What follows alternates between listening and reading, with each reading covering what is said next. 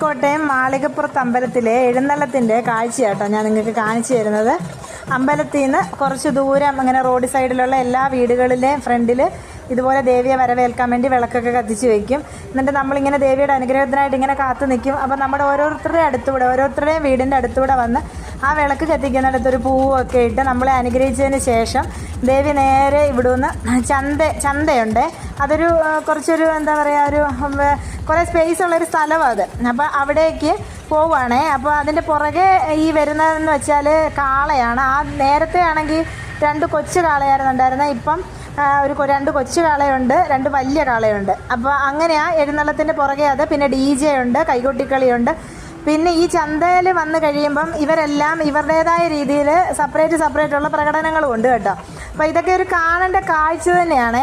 അപ്പോൾ പണ്ടൊക്കെ ഈ DJ ഒന്നും ഉണ്ടായിരുന്നില്ലെന്നാണ് എനിക്ക് തോന്നുന്നത്. ഇപ്പോഴായിരിക്കാം ഈ DJ, ഞാൻ ഇപ്പോഴാണ് ഇത് കാണുന്നത് കേട്ടോ, DJ ഒക്കെ ഇതിൻ്റെ കൂടെ. പക്ഷേ രസമാണ് കുട്ടികൾക്കൊക്കെ അതിൻ്റെ കൂടെ തന്നെ വരാനും ഡാൻസ് കളിക്കാൻ പാട്ട് പാടിയൊക്കെ കൂടെ വരാനൊക്കെ ഉള്ളൊരു സന്തോഷമാണ് ഈ DJ ഒക്കെ ഉണ്ടാകുമ്പോൾ. പിന്നെ ഇതാണ് നിങ്ങളെ കാണിക്കാൻ വേണ്ടി ഞാൻ ഇരുന്നതും. ഞാൻ ഈ വീഡിയോ അതിന് വേണ്ടിയിട്ടാണ് എടുത്തതും. അതായത് മാളികപ്പുറത്ത് അമ്പലത്തിലെ 2 ജീവതകളാണ് ഇത് കേട്ടോ. ഈ 2 ജീവതകളും ഈ അമ്പലത്തിൻ്റെ ഈ ചന്തയുടെ അവിടെ വന്നിട്ട് തുള്ളുന്ന കാഴ്ചയായി കാണുന്നത്. സത്യം പറഞ്ഞാൽ ഞാനിങ്ങനെ ജീവിത എഴുന്നള്ളത്തും ഇങ്ങനെ ജീവിത തുള്ളുന്നതൊക്കെ ഞാൻ ഒരുപാട് സ്ഥലത്ത് കണ്ടിട്ടുണ്ടെങ്കിലും ഇത് ഞാൻ ആദ്യമായിട്ടാണ്. ഇത് എത്രത്തോളം എനിക്ക് ക്യാമറ പിടിക്കാൻ പറ്റിയെന്ന് എനിക്കറിയത്തില്ല. പക്ഷേ ഇങ്ങനെ ഉണ്ടല്ലോ, ആ 2 പേരുടെ തോളത്തിരുന്നിട്ട് ഇതിങ്ങനെ അങ്ങ് ഭൂമി നിലം തൊടും. അത് നിലം തൊട്ട് ഈ 2 ജീവതകളും തമ്മിൽ പരസ്പരം ഉമ്മയൊക്കെ കൊടുത്ത് കയ്യൊക്കെ കൊടുത്തിട്ടാണ് ആ ചന്തയുടെ അവിടെ നിന്ന് അത് പിരിയുന്നത്. അപ്പം ശരിക്കും പറഞ്ഞാൽ ഞാൻ കഴിഞ്ഞ വർഷമാണ് ആദ്യമായിട്ട് ഈ ജീവത ഇങ്ങനെ തുള്ളുന്ന കാഴ്ച ഞാൻ കാണുന്നത്. അത് കണ്ടതോടുകൂടി ഞാൻ അങ്ങനെ ഞെട്ടിപ്പോയിട്ടാണ് ഈ വർഷവും അത് പോയി കാണണം എന്നുള്ള ആഗ്രഹം തന്നെ എൻ്റെ മനസ്സിലുണ്ടായത്. അപ്പോൾ എനിക്ക് ഇന്ന് ഷോപ്പുള്ള ദിവസമാണ്. അപ്പോൾ ഞാൻ ഷോപ്പിൽ പോയി.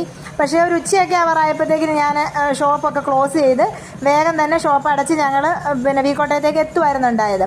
അപ്പം എൻ്റെ നാത്തൂനൊക്കെ വന്നിട്ടുണ്ടായിരുന്നു. അപ്പം ഞാൻ നാത്തൂൻ്റെ മോള് ഗീതു, ഞങ്ങളെല്ലാവരും കൂടിയാണ് പോകുന്നത് കേട്ടോ അവിടേക്ക്. അപ്പോൾ അമ്പലത്തിൽ ഈ ജീവിതം ഇവിടുന്ന് തുള്ളിയിട്ട് അവിടെ നിന്ന് ഇറങ്ങി നേരെ വീണ്ടും അക്കരയിലുള്ള വീടുകളൊക്കെ കയറി അമ്പലത്തിലേക്ക് തിരിച്ചെത്തുകയാണ് പതിവ്. അപ്പോൾ അവിടോട്ടങ്ങ് പോകാൻ ഞങ്ങൾ നിന്നില്ല. ചന്തയിൽ നിന്ന് തന്നെ ഈ കാഴ്ച കണ്ട് പിന്നെ നമ്മൾ ശരിക്കും നമ്മുടെ മേലൊക്കെ അങ്ങ് കോരി പെരുക്കും കേട്ടോ. ഇങ്ങനെ ഇത് കാണുമ്പോൾ ഇങ്ങനെ ഇവർ 2 പേരും കൂടിയുള്ള ഇതെല്ലാം കഴിഞ്ഞിട്ടാണ് ഇവിടുന്ന് പുറത്തേക്ക് അവർ ഇറങ്ങുന്നത്. അപ്പോൾ ശരിക്കും ഇത് കാണാത്തവരുണ്ടെങ്കിൽ ഇങ്ങനത്തെ കാര്യങ്ങളൊക്കെ പോയി കാണണം കേട്ടോ. ഇതൊക്കെ നമുക്കൊരു അനുഗ്രഹങ്ങളാണേ.